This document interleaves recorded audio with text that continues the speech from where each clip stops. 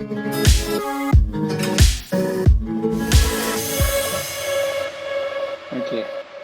Hello, everyone. Philipp Krenn will share his vision of observability with us, and now I let him speak. Okay, Philipp, I will invite you. Philipp. Okay, go.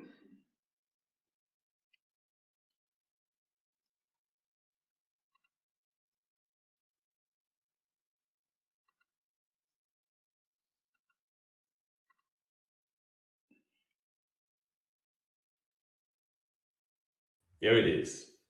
Great. Hi, everyone. I'm Philipp. Unfortunately, my French is too bad to do this session in French, so we will have to stick to English. If I'm too fast or anything, just shout. I have the chat open on a second window, so I will try to see if anything is coming up. So, without further ado, let me share my screen and then we can jump right in. There we go.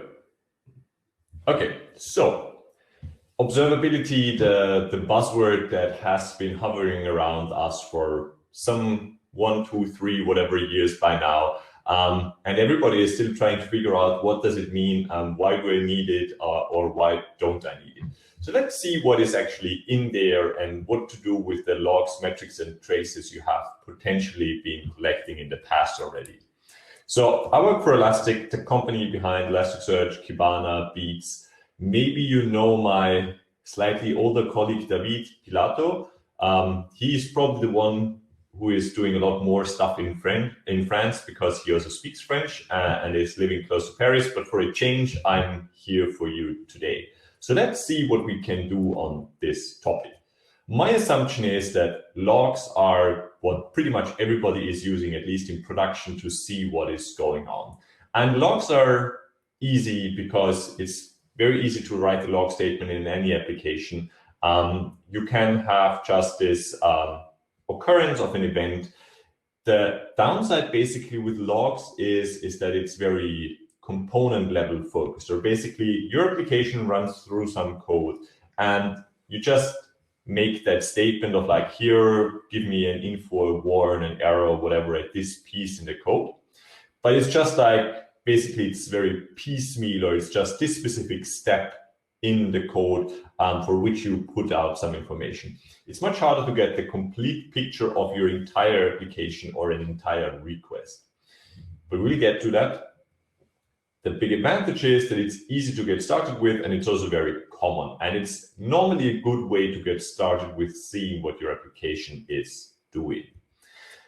What is maybe not as common, but still very widely used are metrics. Metrics, unlike the log lines, which normally have like a log level and a timestamp and then some log message, metrics normally have a timestamp and then some value for some specific metric. It might be you try to measure the availability of your service or the latency of your service, and you do that every 10 seconds or 30 seconds or whatever makes sense. So it's normally some periodic measurement of value or values.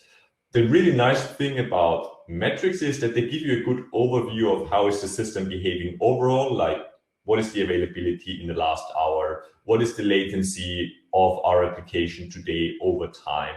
You can aggregate those measurements and then just see how is the system behaving, how did it behave before, how is it behaving now. The downside of metrics basically is that while you see what is happening, it's very hard to tell why something is happening, because your site is down. The metrics alone will give you very little hint of why the site is down. You just see that you cannot reach it anymore. Or you have a spike in latency and you can see the spike, but it's very tricky to figure out like, why is there this spike in latency? The good thing with metrics is they're pretty easy to collect, and since you can aggregate them, they're also pretty cheap to keep around, because at some point you might just roll them up and you say like, right now I want to have like 10-second intervals for the data. and in a week or so, I want to have like 5-minute intervals, and you can just thin out data. And while you lose some precision, you still get the overall picture and have a historic comparison, like what was the latency or availability like a week ago or a month ago. So that's where metrics come in. Finally, traces, and I'm not making a big difference between application performance monitoring and distributed tracing. The gist or the key point of tracing is generally you have something that is request scoped. So a user makes a request or another system makes a request, and the request comes in, and then you just give it a unique ID. And as that request is being served by one or multiple services over time, it still keeps that unique ID. And then you can see from start to finish, how did that request behave in my system? How long did it take? Which services did it touch? Where did it spend its time? Did it run into an error in some specific service?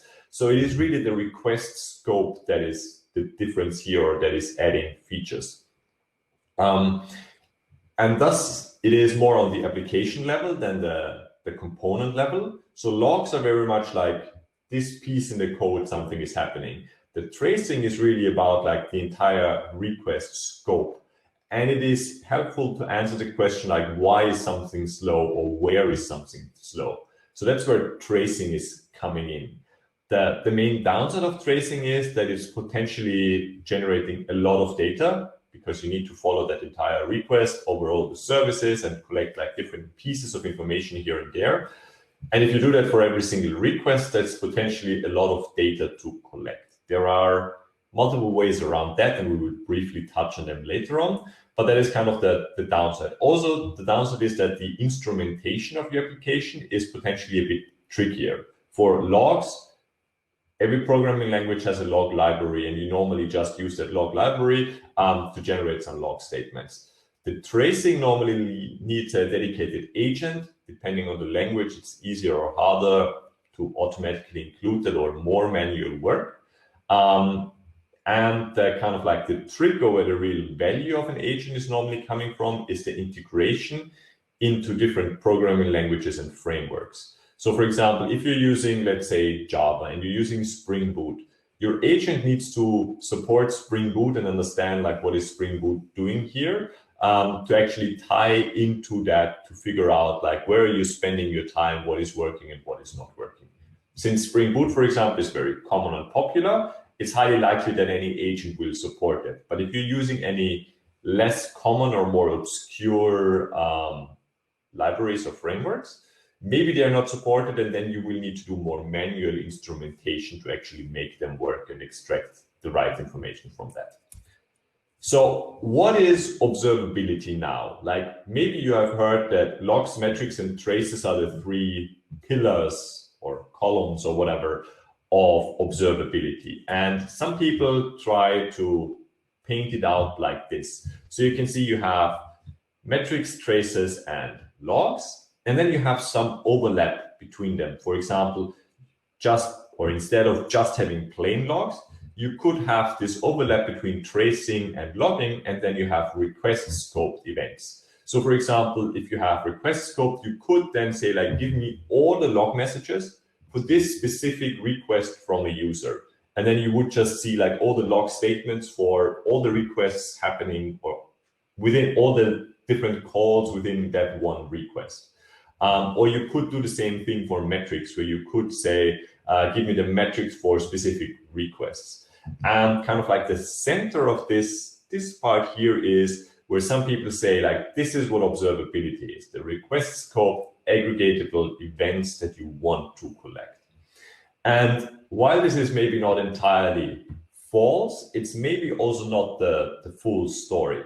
So I like this comparison where somebody says like, calling gasoline, motor oil, and tires the 3 pillars of Formula 1 racing is not exactly wrong. Like you need all those 3 things for Formula 1 racing, but it doesn't still give you like the idea of what is Formula 1 racing about, or what makes it successful or working or not working. So the 3 pillars are definitely in there, or the 3 tools, but it's not the full story. So what is the more complete story that we want to cover? And before I want to dive into that, I'm trying to compare it to something that we have probably seen before, that maybe you have seen something like this, where DevOps, the general concept of or idea, was turned by many vendors into like a selection of tools. And again, the tools are essential for DevOps, but they're not really what is the gist or the idea of DevOps. It's more that, oh, we're using some of these tools, so that's why we're doing DevOps, right? And that's kind of the wrong way to think about DevOps. Is more like a mindset or principle that you try to apply. And similar thing, I think, is happening in observability, where it's more of a mindset of like, how can I create these observable systems? And we'll get into some details later on. Whereas many vendors are mostly focused on like, here, I have these 5 tools, I will sell you these 5 or maybe 3, let's say 3. I will sell you these 3 tools, and then you automatically have observability. And that's not really the case.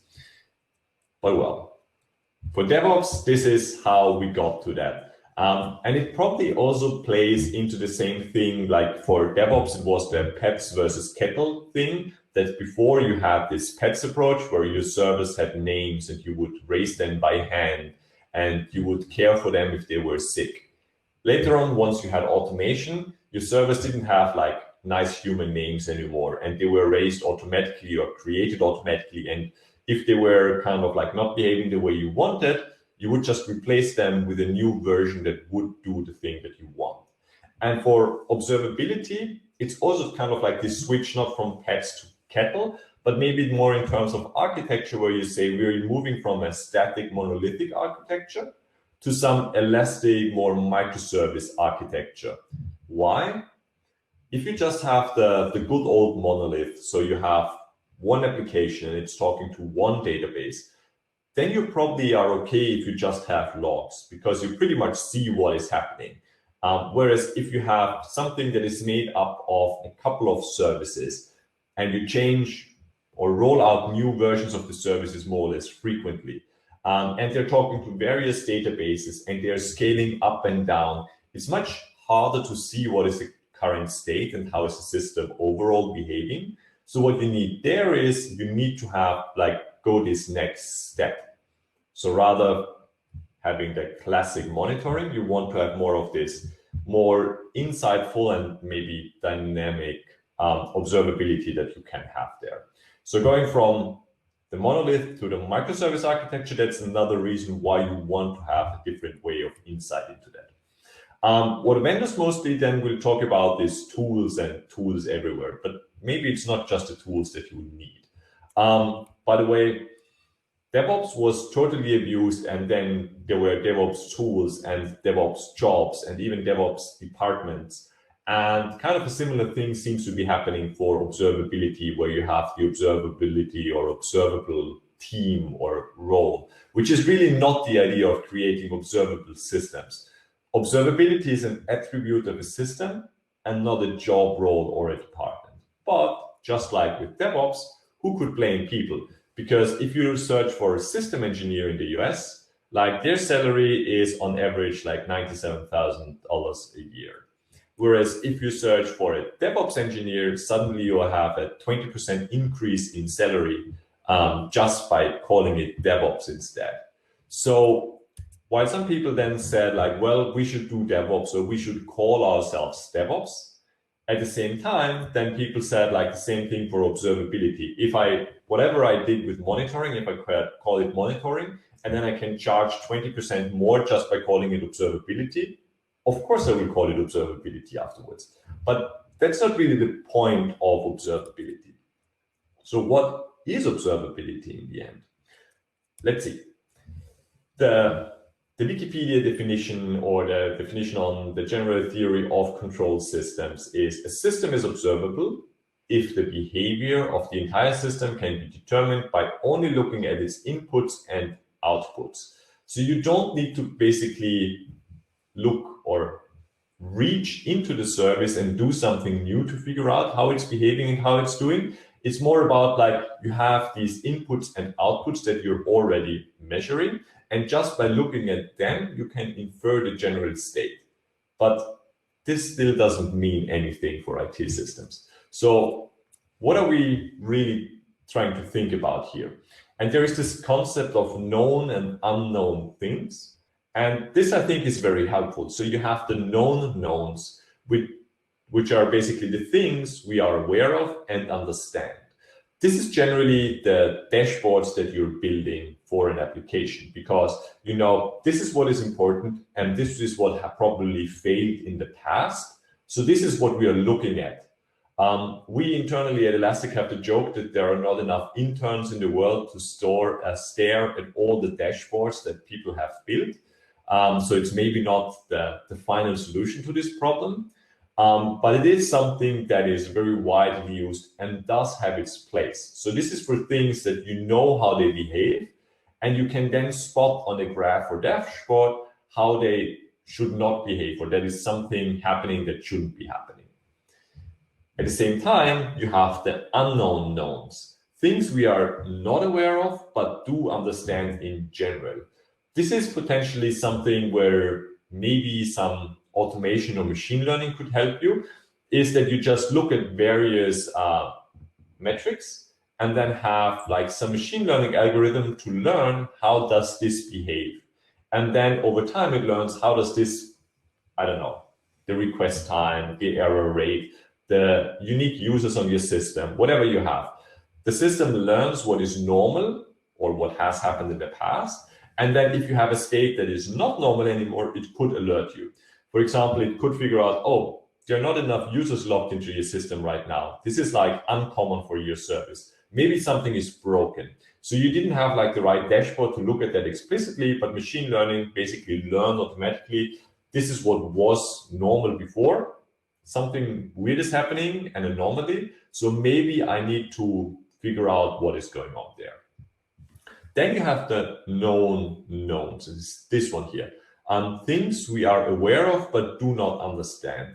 That is oftentimes when we just collect more information than we would need to. So we have a lot more log statements in our application that we can collect, so that later on when something breaks in an unexpected way, we can just look at all of these logs and potentially figure out by looking at them what has been going wrong. And then the unknown unknowns, the bottom right here, this is where observability is basically shining or trying to come in. Things we are not aware of and do not understand. And that is the general idea of what you want to have in an observable system, even though you haven't seen that in the past, so you didn't know it from before, and you don't really see what is or know what is happening right now. Ideally, if you have an observable system, you could infer enough information from all the pieces of information that you collect from a system to know how it is behaving and what might be broken. So it is not just about things that you know from the past that were a problem, but also kind of like learning new things, especially in complex systems. It's not the monolith that is kind of like the prime target here, but it's more this elastically scaling microservice architecture that is much harder to control and understand. This is where observability or having an observable system is really coming in. What some people compare this to, that there was in the Second World War, the Americans had, or English, I'm not sure anymore, had this study on planes coming back. And they basically would count the bullet holes in the planes. And then the question was like, where do we reinforce a plane to make it safer or increase the chance that it will actually come back? And the initial approach would be like you count the bullet holes and then you reinforce the plane where the bullet holes are, because that's where the plane gets shot, right? That's more the monitoring approach. Like you monitor what you can see, and based on that, you react. Whereas the thing that you're actually interested in is the planes that are not coming back. So which basically means if the bullet holes are where there are no holes on the planes that come back, basically you're not observing the planes that go down. So the point is you should probably reinforce the plane where you don't find the bullet holes, because the assumption is the bullet holes will be evenly distributed across the entire airplane. Some come back, some don't come back. And you want those who do not come back, you want them to come back again. So that's why you probably should reinforce the plane more on the pieces where you don't find the bullet holes. And that's kind of the difference, or an analogy to that, to not just look at what failed in the past or what was a problem in the past, but also have a more open mind to figure out, like, what should we do even if we have not observed something in the past already. So what do we want to do here? We generally want to expose state and answer questions like, what is the status of my system? And again, with the monolith, this was easy. Like, the monolith was working or it was not working. With microservices, it's much more interesting. It's maybe n factorial or even more states that you could be in, because every single of your microservices could be up or down, and your entire system's behavior is made up of all those combinations of available or unavailable or maybe partially available systems. Or if you have then different versions rolled out of the system, it's exploding in terms of possible combinations and what could fail. So it's much trickier to figure out what is not working, and then the main question you're always interested in is, why is it actually not working? What is actually broken and how can I fix that again? This is another nice analogy to say, like, monitoring is that tells you that your bank statement or that bank account is overdrawn. You're out of money. Observability is more like to tell you why you're out of money, because you spend all your money on chocolates, cakes, and sweets. So it's kind of like not just knowing that the metric of your account state is in the minus, but it's having that information behind it, like, why is it in the minus? And for some people, that is really the difference between monitoring and observability. It's more this why and not just the, oh, it's up or it's broken or it's not broken. Whereas with observability, you can go more into that, why is it broken? And then, of course, we have vendors, and vendors will be more like, throw your crappy software inside a container and bam, you're cloud native. And the same thing is throw your crappy monitoring solution in a container, and then it will also be more like observability, which is, of course, not true. It's just something that a vendor will try to sell you.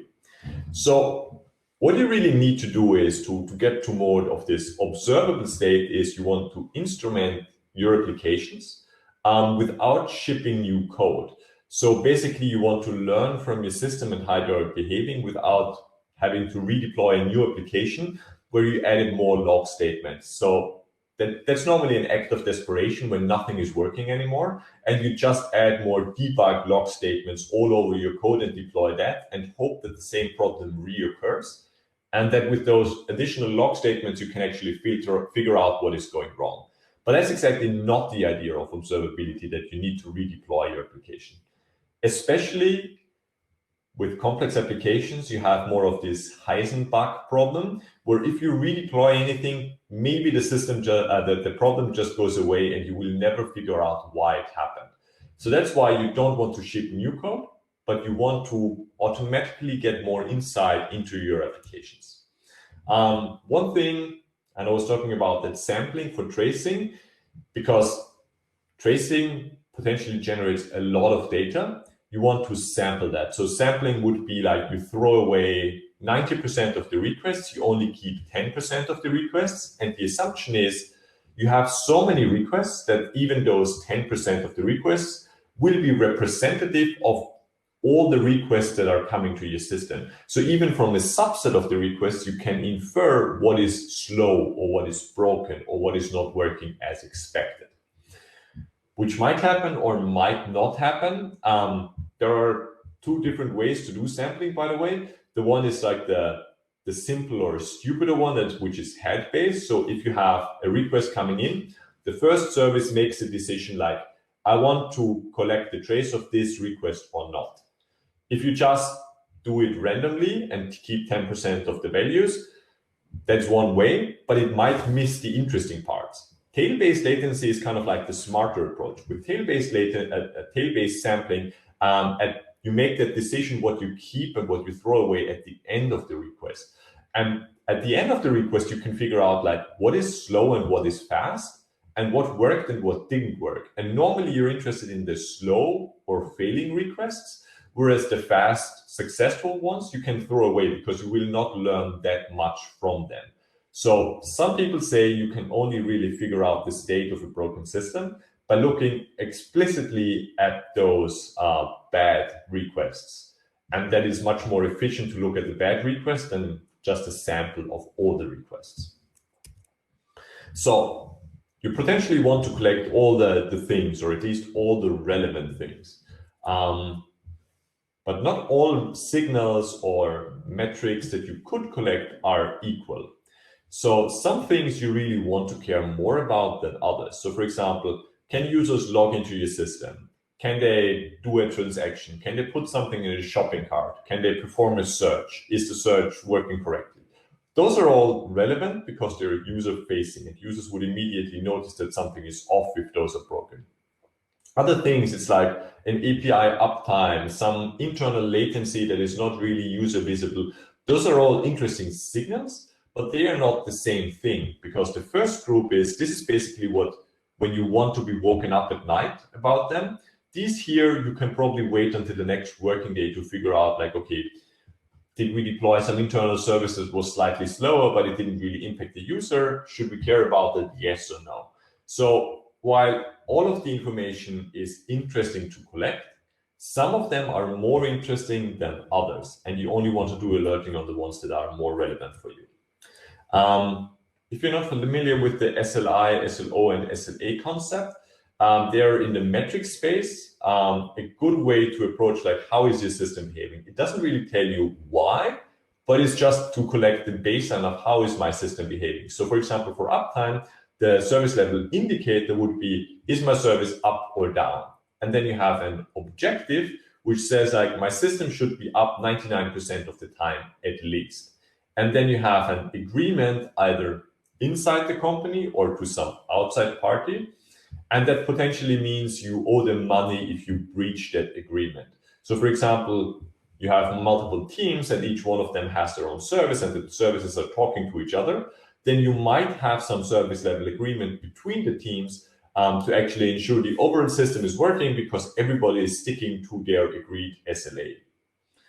So that is one good way to look at how your services are behaving. It still doesn't tell you why something is broken, but it's like the starting point of having a discussion if it's something is working or not working.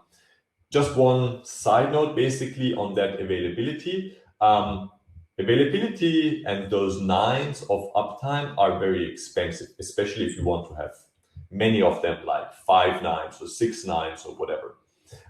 Just as a pointer, you can be a very successful project like GitHub, even if their uptime is actually not that great, because they have some outage which can be very annoying, more or less frequently, and still pretty much everybody is using GitHub. So whenever somebody says, like, oh, we need to have that super high uptime, maybe you actually don't. If you make a pacemaker or something like that, maybe you do. But if you have a software service, maybe you should just pick a reasonable uptime, and it's just one of many factors that makes your software successful or unsuccessful. So you shouldn't over-concentrate on just one signal. It's maybe not really making the only difference of your software. Yeah. Another interesting approach is if you just look at the failures of a system, maybe you're not really learning how it should be behaving. That's like somebody has made this comparison, like if you only look at divorces, maybe you're not going to learn from them what a healthy marriage would or will or should look like. And the same might be true for your services. If you just look at the failures, you're not learning how they should behave normally, so you don't really learn the good parts or what is kind of normal. You only see the outliers, and that might also not give you a complete picture of like what is normal and what is not normal, and when is it time to react to something. So you cannot buy observability, even though vendors, of course, will try to sell it to you. One example why you cannot buy observability. Let's take classic log example, because this is probably the most widely used approach. So what we have here is we have some timestamp and we have a log level. It was a warn. So I tried to log into some service and it was unsuccessful, and we have all of that in the log message. But this is not going to help you answer a lot of questions. So rather than this, you want to go to richer events to get a better overview of how your system is generally behaving. So I still have this timestamp, the log level, and the message, but I also add more meta information to that here. So for example, I explicitly extract like, this was a login failure, and this was for the user, and this was, okay, this was localhost. But this was the IP address where this request was coming from. So then I could very easily graph out from that this like, what is the ratio of login success to login failure? Did I break my system because everybody is failing to log in? Or is somebody trying to brute force into my system? Or is it just one user that has login failures? Or is it many users that have login failures? Just with the log message initially, it would have been pretty hard to tell. Whereas if you have these richer events, you can suddenly answer new questions that you didn't really think about or formulate before. Just by making some things more explicit, you can then formulate new questions as you go along and then answer them later on as they come up or as you run into issues. And there are more systems or more pieces to an observable system than logs, metrics, and traces. Those are just very common. One, for example, would be health checks, like you have some pinger to see if your service is up or down, or you even have synthetic health checks. So synthetic health checks are, you have basically like a path or a very common thing that your application does, and the script runs through that every couple of minutes. The idea behind that is, rather than have users run into a problem and see the failures of actual users, you would rather have this known path that you know should work and be checked automatically all the time. And if that fails, you know, there is some problem in my system. So either you deployed a bad version and it's not working, or something broke. I don't know, the database is down and that means I cannot log in anymore into my system. But with those synthetic health checks, you can automatically tell that even if no user has been affected yet. Other things that play into that is potentially alerting, to be alerted when something is broken. So logs, metrics, and traces without alerting themselves are probably not that useful. Maybe something that like security will play also into that, that if somebody tries to break into your system, you want to be alerted to that and then potentially take action based on that. So what is the overall goal of this? Always the business value, to figure out how to make your system better and, well, have a successful service. So to wrap up, monitoring is something to know about if the system is working or not working, or at least in the classic way to look at it. It's very good to tell you this is working, yes or no. It's not so good at telling you the answer to why, especially unknown error scenarios. And that is where observability is coming in. So observability is more about knowing why something is not working or figuring it out, even if you have never seen that problem before. Repeat after me, you cannot buy DevOps or observability, but of course, as a vendor, I can totally sell them to you. That seems to be the paradox about all of these things. Slides are available under the QR code. I think we did pretty well with time. Do we have any questions? Should I just head over to the Q&A section myself, if there are any? Okay, I don't think we have any Q&A questions.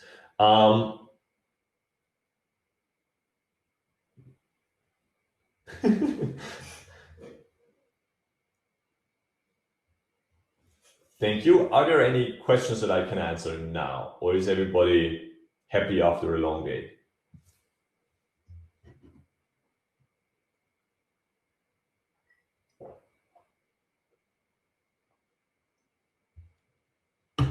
Well, if everybody is happy, that's great. Maxime, do you have any questions? Sorry, I have just a little problem with the network of my computer, but anybody have a question? Yeah. I see there's one question in the Q&A now. So any suggested tools is in the Q&A. I'm probably not the most neutral person since I work for Elastic and we have observability tools. So obviously I will say ours, especially because I know our own tools much better than many other tools. Things that you might want to look into. So there is OpenTelemetry, which is mostly very fancy and not stable yet, and maybe will take some more time. But this is one of the more vendor neutral approaches to have like some shared or like common agents that you can use in your applications. And then they can talk to different backends of observability vendors without tying your application to any specific vendor. But of course, to get like the best out of every single system, a lot of tools have like their own stack of observability tools. It's like us and many others. We support logs, metrics, traces, health checks, security events, all of these. So it's probably, especially if you have like an existing application, you already have some solutions for that in there. You might not start with the green field where you start from scratch. So you might just have to tie into whatever you have already. I hope that made kind of sense. So like the specific tools are very much dependent on what you already have and know and want to use. So it's a bit of a trade-off in potential answers, I think.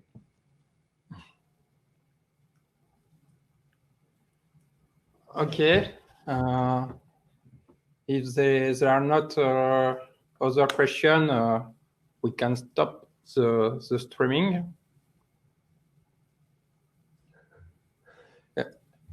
Yeah, I see in the chat that, okay, okay. Yes, I see you have to ask a question. Yes, and I have to give the answer that, of course, we are the only proper solution. So that's the official answer. Okay, thank you very much for the talk. It's very interesting, and thank you for your participation. Thanks for having me. Enjoy the rest of your day. Thank you. Bye, everybody. Bye.